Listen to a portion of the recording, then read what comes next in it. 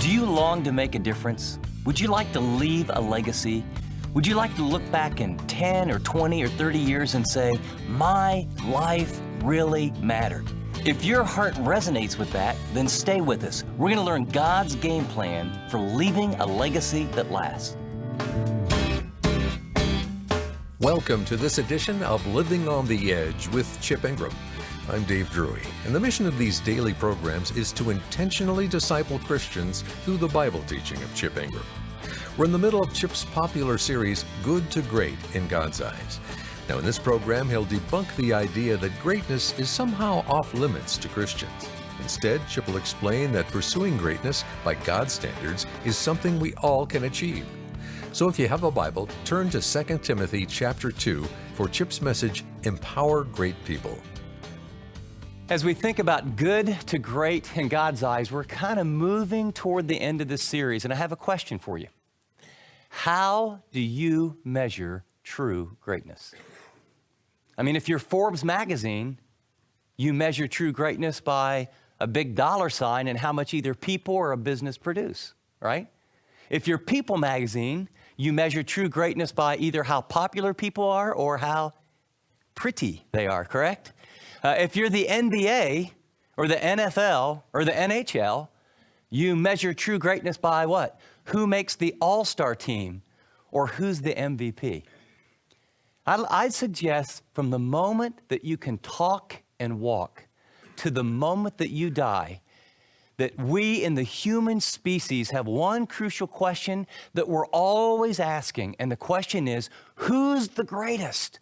Who's the greatest? I mean, two little boys, right? They're 6 years old. My dad can beat up your dad, right? We're always comparing about greatness.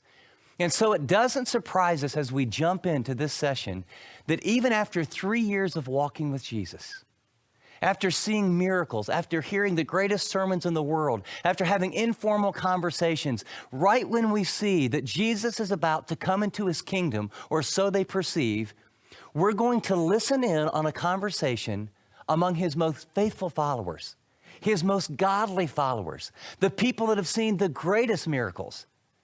And we're going to listen in on what's on their heart toward the very end of Jesus' ministry. We pick up the story in Mark chapter 10. There is a bold request beginning in verse 35. Then James and John, the sons of Zebedee, came to him. Teacher, they said, we want you to do for us whatever we ask. That's pretty bold, isn't it?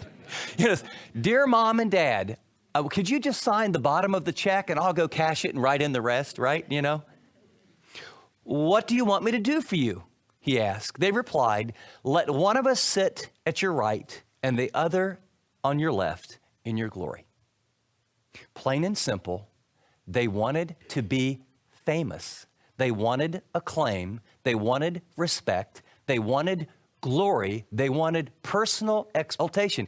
They had the sense that you're going to come into your kingdom, and their mindset was a political kingdom at this point, and Rome is going to fall, and you're going to be the new king, and they kind of had pictured in their mind, I'm on the right, you're on the left. That's a pretty bold request. This is followed by an indignant response in verse 41. When the 10 other disciples heard about this, they became indignant with James and John. I mean, indignant's a strong word. I mean, this ticked off. I can't believe you do that. How? The shame of that. Why are they so indignant? Because those two guys asked first. That's why. Right? I mean, they're ticked off like, you know what? You got to him first. Of course, they probably hid it behind pious, righteous. How terrible of you two. And then what we have is a radical redefinition by Jesus about greatness. Jesus called them together and he said, you know that those who are regarded as rulers of the Gentile lord it over them, and their high officials exercise authority over them. Not so with you. Instead, now notice this, whoever wants to become great among you must be your servant, and whoever wants to be first must be slave of all. And then he gives this amazing illustration using himself. For even the Son of Man did not come to be served, but to serve and give his life a ransom for many. Notice very carefully, he didn't reprove John and James for wanting to be great. Notice he didn't reprove the 10 for being indignant. He pulls them all together and he says there's an issue. And by the way, if you read the Gospels carefully, this is not the first time this issue has come up. And as you read them very carefully, you find they argue about something on the very last night. Remember? The very last night he's with them, they're still arguing about who's the greatest. But what he does is he shifts the paradigm. And he said the desire to be great is not wrong. It's how you get there. If you want to be great in man's eyes, you got to lord it over people. You know, you got to be on the cover of Sports Illustrated or Forbes. You got to have power and position and prestige and beauty and all what the world says. But if you want to be great in God's eyes, you need to be the servant of all. If you want to be first, you need to be the slave. You need to understand. In fact, I love the summary of this for me is true greatness is serving others for the glory of God. That's really what he's saying.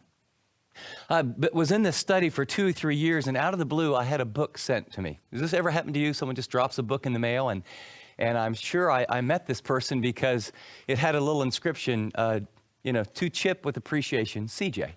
And so I'm sure I kind of met him at one of those, like Christian bookseller type things or something. And it was a thin little book, which always attracts me because I can read it quickly. And but the name of the book was Humility. And then the subtitle was True Greatness. And I thought, that's what I've been teaching. Maybe God sent me this book. C.J. Mahaney writes on page 44 of his little book, Humility, in each of our lives, if we're to have any possibility of becoming truly great in God's eyes, it means turning upside down the entrenched worldly ideas of our own definition of greatness. The difference couldn't be more stark, he writes. As sinfully and culturally defined, pursuing greatness looks like this. Individuals motivated by self-interest, self-indulgence, and a false sense of self-sufficiency pursue selfish ambition for the purpose of self-glorification. Did anyone pick up a little common denominator in any of that? Contrast that with the pursuit of true greatness as biblically defined. And then I love this line. I thought, wow, I must be on track. Serving others for the glory of God. This is the genuine expression of humility. This is true greatness as our Savior defines it. Conclusion then is we become great in God's eyes by helping others become greater than ourselves. Isn't that interesting? We become great in God's eyes by helping others become greater than ourselves. The Apostle Paul would put it this way to Timothy. Timothy's got a new assignment. Paul's invested in his life in Timothy. Timothy, I want you to really become great. And so the things that you've heard from me in the presence of many witnesses, I want you to entrust to faithful or reliable men who can teach others also. Do you get it? Great Christians empower great people. That's the summary. If you want to be great in God's eyes, it's going about life trying to figure out how can I help other people literally become greater than me. And if you want to put a little note, just write in the corner of your notes, John the Baptist. No one says it better than John. When John meets Jesus, when Jesus' popularity eclipses his, and his disciples are concerned about, hey, John, your market share is going down in the spiritual community. And remember what John says? I must decrease and he must increase. And then I don't know, have you ever kind of done a little study about what Jesus says about John the Baptist? He says, of those born among women, no one is what than John? Greater. Why? Because John's sole purpose was to make other people greater than himself. True greatness in God's eyes is empowering other great Christians. And so the Apostle Paul said, you want to invest wisely, and you see 4 generations. The Apostle Paul wants to help Timothy be great in God's eyes. So he serves him and teaches him and loves him. Timothy, I want you to help reliable, faithful, a select group of people that really have a heart for God. I want you to help them become great in God's eyes so that they in turn can help other people become great in God's eyes. Generation 4, generation 3, generation 2, generation 1. 4 spiritual generations of impact is what the Apostle Paul did. In the Old Testament, you have some great examples of this where Moses is, great, right? And Joshua is outside his tent. Moses gets the law, Joshua conquers the land. Even greater impact. Or you have Elijah and Elisha. You know, Elisha boldly prays for a double portion of his spirit, and we see Elisha doing even greater miracles than Elijah. Or you have a situation where Eli is the one that mentors Samuel. In the New Testament, you have Jesus, of course, doing what? Helping 12 other people, 11 of 12, and then they get a substitute. He has an impact in this kind of a geographical area. And by the end of the first century, those 12 multiply their life to literally reach almost the whole known world. You have Paul investing in Timothy. You have Barnabas reclaiming John Mark so that by the end of Paul's life, he'll say, you know, John Mark is of great use for me. Please ask him to bring the parchments in my cloak. And here was a lost cause, but someone saw potential and took someone who had fallen away, who had failed, who'd really struggled, and Barnabas found him and made him greater than himself. How in the world can we empower great people? Let me give you, in terms of this whole session, I think it's the most, if you don't get anything else, if you ever open these notes up again, if you ever look at this again, if you ever think about, greatness in God's eyes, the next phrase is what I'd want you to circle and say, this is what matters most. My summary here is that good Christians live the life. Good Christians live the life. They love God. They walk in integrity. They're faithful to their marriage partners. They're in the scriptures because they want to hear from God. They're caring. They discover their spiritual gift. They're involved in their local church. They give the first portion of their finances and then proportionally out of a heart of love and care. They're the kind of parents that really are concerned about their kids and do all they can to help their kids grow up and be men and women. They're single people that live pure lives. They go on short-term mission trips. Good Christians live the life, and it's wonderful, and you have to, and you need to, and God expects it. But the difference between good Christians and great Christians is good Christians really live the life. Great Christians leave a legacy. Great Christians leave a legacy. See, you can be a good Christian, and you can walk with God, and you can do what God wants you to do, and you can love people, and you can obey Him. And then when your life is over, or my life is over, and they take that little square of dirt and they drop you in it, or they drop you and burn you and put you in one of those urns, however it works these days. If there's a period after the end of your life instead of a dash, then you are a good Christian. If there's a dash where your life, because you poured it into the lives of others, who poured into the lives of others, who poured into the life to the others, you are a great Christian. Great Christians leave a legacy. Great Christians don't just live the life. Great Christians live the life in such a way that they become like a Paul to a Timothy to a faithful person to others, so that the impact of the grace of God in their life multiplies and multiplies and multiplies and multiplies. When God sees that, that's the difference between good Christians and great Christians. Great Christians empower great people. And so what I would want to ask and answer is, how can you and how can I leave a legacy for God's glory? And that's what I want to talk about in our time together. First of all, let's get very, very practical, and I don't mean this tritely, but let's get clear on what we're talking about. Dawson Trotman, who was the founder of the Navigators, amazing man, high school education. He said, activity is no substitute for productivity. Productivity is no substitute for reproduction. So there's a lot of Christians that are active, doing a lot of things, going to a lot of meetings, and there's even a lot of Christians that are very productive. They produce things, there's fruit. There's very few Christians that are reproducing their life, where a legacy, a chain, a spiritual lineage is being developed. And so the first thing you need to do is you want to pray. You know, God wants this to happen. It's commanded. It's in his will. It's on his heart. Jesus modeled it. The Apostle Paul did it. Elijah did it. Moses did it. I mean, the great Christians, they leave a legacy. And so James 1:5 says, if any of you lack wisdom, in other words, you don't know how to live life skillfully. You don't know exactly how to do what God's called you to do. If anybody lacks wisdom, let him ask of God, who gives to all men generously and without reproach, and he'll give it to you. And so the first and foremost thing is to seriously pray and say, Lord, yes, I want to be a good Christian. But Father, I know you want me to be a great Christian. I would like to leave a legacy, so I need to be discerning. I want to help many people, but I want to train a few. I want to spread a lot of grace around a lot of people, but I want to focus and invest my life. I want to train and build into a few. And so the first thing I think is to pray. The second thing I think is very important is look under your own roof. 1 Timothy 3:4. I mean, it's not about who are these people out there that I ought to invest my life in.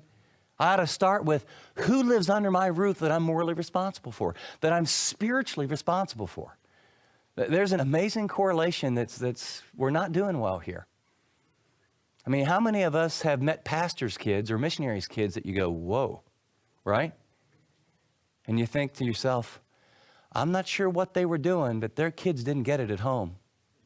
Or they were so busy helping other people that their kids rebelled. And I'll tell you the other area, the group of people that only the poorest of the poor do worse with their children than executives, according to Forbes magazine. What it takes to be a high-powered executive, the drive, the focus, are all the kind of things that makes it very difficult to be a very good parent. And often people are very successful with their ladder leaning against the wrong wall. The percentage of children that are in counseling, the percentage of children that struggle with depression, the percentage of children that have attempted suicide, the percentage of children who have major issues with drug and rehab. You go among America's top executives, and they've done studies on, because they have to pay insurance on all those things. And only the poorest of the poor have a worse track record. And so my thing is, you know what, where are we going to start? You want to leave a legacy? Start under your own roof.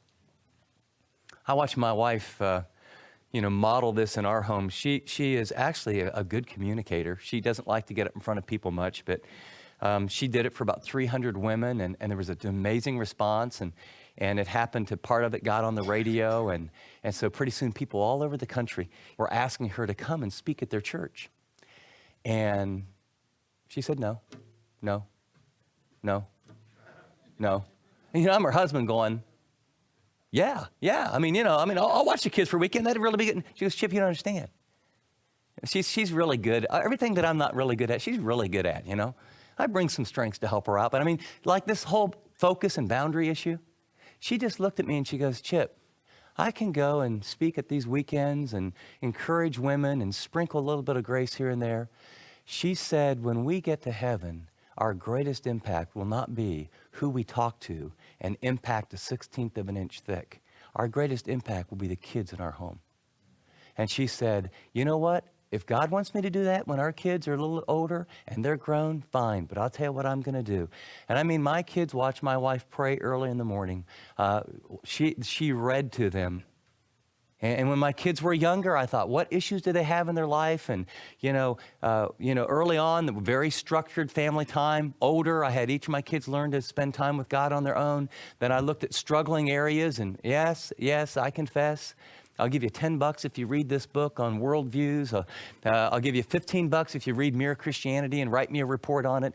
But we had a very strategic plan to build in and disciple our children, knowing that is what mattered most. I wrote in my schedule, and when I wrote in my schedule, I wrote in personal time to spend with my kids. And it all wasn't just spiritual. Some of it was just having fun. But I wanted to invest in my kids. The greatest legacy we'll ever leave starts under our roof. Good Christians live the life. Great Christians leave a legacy. Leaving a legacy means you help many, you train a few. It starts with prayer, Second, you look under your own roof. And then beyond that, you look for fat people. And these are from my old parachurch days. And this is not, I'm not trying to be negative toward, body issues, okay? This is an acronym, FAT. Faithful, available, teachable. That's the kind of people you want to invest in. Faithful, available, teachable. Proverbs 20 says, many a man or many a person proclaims his own faithfulness, but a faithful man who can find? So that's why when you're helping people, people get all about hype. Faithful people show up when they say they're going to show up. Faithful people are the people in the Bible study that actually do the assignment. They fill it out. Faithful people are say, I'll take care of that. They actually take care of it. Faithful people are say, I'll call you tomorrow afternoon. They actually call. See, we've gotten enamored with sharp people. Well, so-and-so's got this role in this company, and boy, if they were ever a really growing Christian, or I've heard people, she would make a great Christian someday because, she has this personality and she has this position in this company and this, maybe. God's looking for faithful people. Man looks on the outward appearance, God looks on the heart. So I'm looking for, who do I want to invest in? I want to invest my life in people who do what they say. Not who get all emotional, not who get all excited. And that's why I always, whenever I start helping or discipling anyone, I give assignments. And then I don't listen too much to what people say. I watch what they do. And the people that follow up and follow through and do are the people that I want to invest my life in. The second is availability. There's some people that are faithful, but man, their lives are going, 70 miles an hour, 46 directions. And you talk, I want to grow. I'm out of town that weekend. I really want to grow, but I wish I could. I want to grow. And you know what? It doesn't mean they're not great people. I'm not going to invest my life in people that are not available. First thing I did when I was pastoring, I didn't know a lot about leadership, but what I knew was I had this little picture of an equilateral triangle. And we had about 800 or maybe 900 people at the time and almost no structure. And what I knew is there was vast potential in that church, but no organization grows. If you want a triangle to get bigger, what do you got to do? You got to increase the base. And so what I knew was we got to find who the leaders are, and we got to invest in the leaders before we get any programs or small groups or anything else going. And so I got all the elders and the staff. There's only 3 other staff members and about 5 elders. And we went away and we talked through philosophy and vision. And I said, we need to find out who the top 50 leaders are of this church who are faithful, available, and teachable. And then we had an NFL draft. And we listed all of them, and then I said, based on relationship, you choose, and draft pick, okay, I'll take Bob, I know him. And we went around till everyone had 5 or 6 people on their list. And then I told these guys, and they just thought I was nuts. I didn't have written what I was going to have them do, but I figured I'll make that up later. It's sort of, that book about, ready, shoot, aim. I was doing that way before that book came out, because I found, getting things going in movement, a lot of people have, 7 years of plans and 7 minutes of activity. And so I kind of err on the other side. And so I came up with a plan about them telling about their life and getting in Bible study and vision in the church. And so I knew what I was going to figure out generally. But then I told all the guys, here's the only rule. All these groups have to start before 6:30 in the morning. 5 o'clock, 4:30 is okay, 5:30 is okay, 6 is okay. Because here's what I know. Of these leaders, that they've got wherewithal, they've got capacity, and they've got spiritual maturity. I want to know if they're really available. And what I know is at 6 o'clock on Tuesday, Wednesday, or Thursday morning, most of them aren't doing anything. Now, we say different nights, well, I'd like to, but I'm doing this, I'm doing that. And it's only 8 weeks. I want to ask them for 8 weeks. And I want to find out who's in the game or who's not. 45 out of the 50 signed up. We had about 90% retention rate. And I look back about 3 years later, our future elders, our future staff, and I cannot tell you what came out of that group. People want to be challenged, but you evaluate them not just on gift, not on their career, not on their financial capacity, not on what other people say. You invest in people that are faithful, people are available, and then finally, people that are teachable. They want to grow. They want to learn. How do they respond when you have to say hard things? According to Jesus, you want to look for humility, character, surrender, and perseverance. Those are teachable people. I think there's a real danger of kind of evaluating people the way the world does And the people that have impacted me, I'll just tell you, I think of, as I read through this book, you know something? God, at least according to 1 Corinthians chapter 1, he says, most of you were are-nots. It's an interesting phrase. He says, there weren't many wise among you. And then he says, you were the are-nots of the world. And then he makes this list of, wow, I mean, you know, former prostitutes and former homosexuals and idol worshipers and adulterers and stealers and drunkards. And he says, and such were some of you. See, we don't want to look at people's history. We want to look at their heart. We want to look at their faithfulness. We want to look at their availability. And we want to look at their teachability to really be who God wants them to be. And you test that out. And that's who you invest your life in, because those people will pass it on to the next generation. So not only do you want to train a few to leave a legacy, but if we're going to leave a long-term legacy, we've got to understand Jesus' fourfold process for empowering great people. I mean, if this is the will of God, if he wants us to leave a legacy, doesn't it make sense that you could, with a movie camera, watch Jesus' life through the Gospels for 4 years and say to yourself, well, what did he do? Right? I mean, how did he do it? Because his worked. Did he leave a legacy? I mean, is this amazing? I mean, even to unbelievers, even before I was a Christian, I mean, I'm just kind of logical. I thought, one guy in one little town traveling less than 30 to 50 or 80 miles from his home with no media potential attracts 12 guys. You know, he's 11 for 12. He's got 120 people that are loosely committed. And I'm 2,000 years later. And every time anyone writes a check or writes a date, they declare this was the most important person in the world, because the demarcation of history is before Christ. And then what's occurred afterwards? Whole concepts, whole countries, more book. I mean, the power of this one life. Why?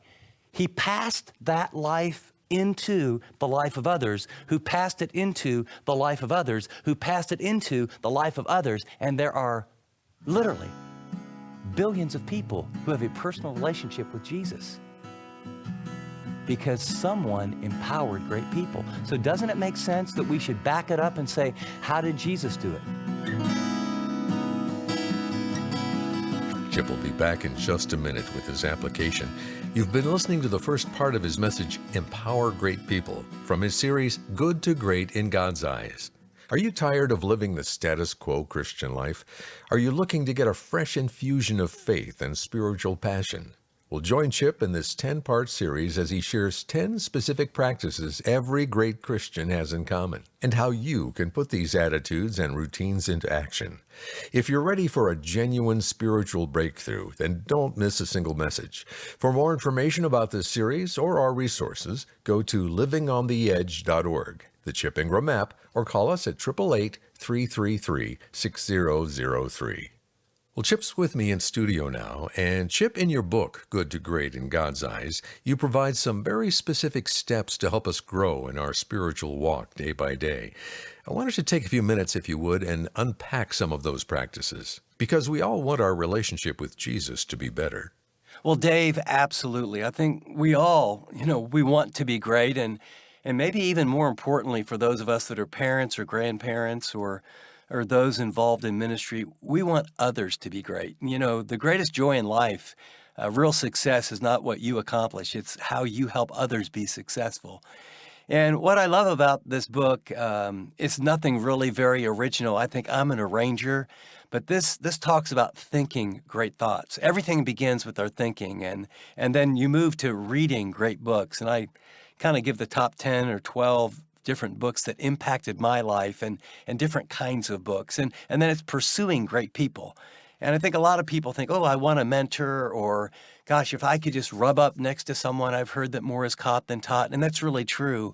And so in the book, I help people understand, here's how you get connected with those kind of people. And here's how you even get mentored by really, really great people that you'll never get to meet.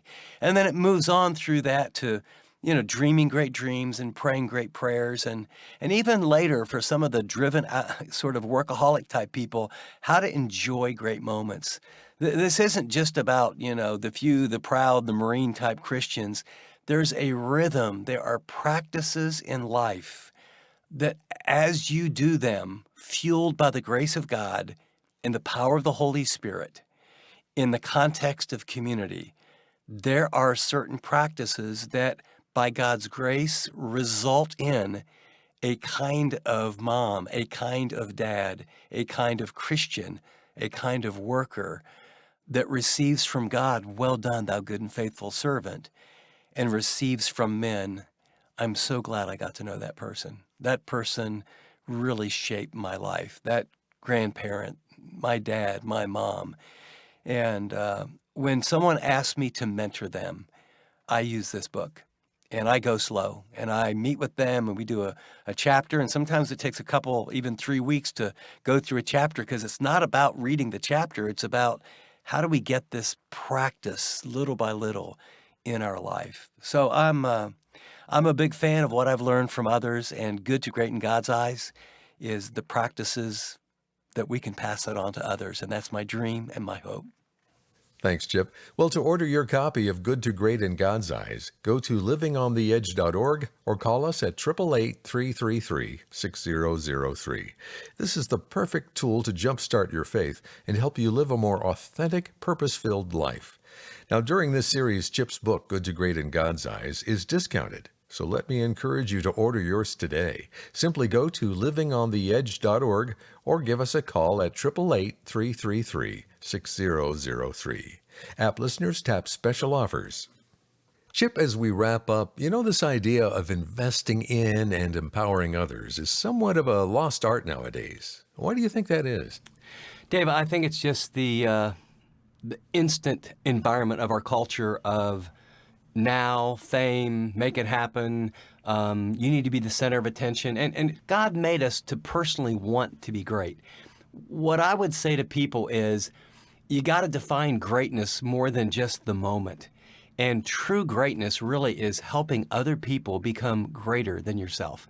And so let me give you this. One, view the long haul. Ask yourself, what am I doing today that really is going to make a difference, not just in the next 10 or 20 or 30 years, but when I'm dead? Two, who are the people that God for sure wants me to invest in to help them become great? And so you got to start, if you're married, with who you're married to, and then you got to think about your kids. And you know what? It's slow. It's frustrating. You wonder if it's ever going to make any difference.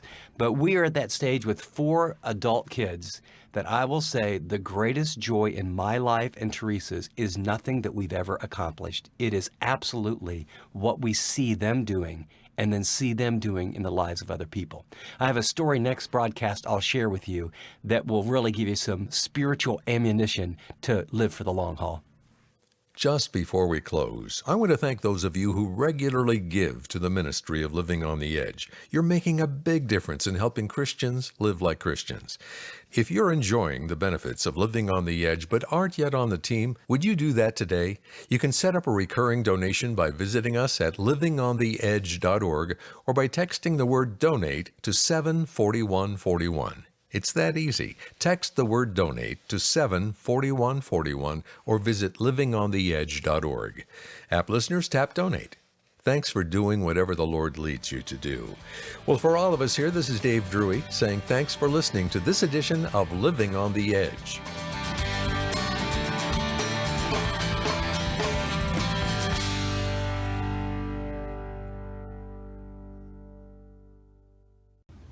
Thanks so much for watching this video.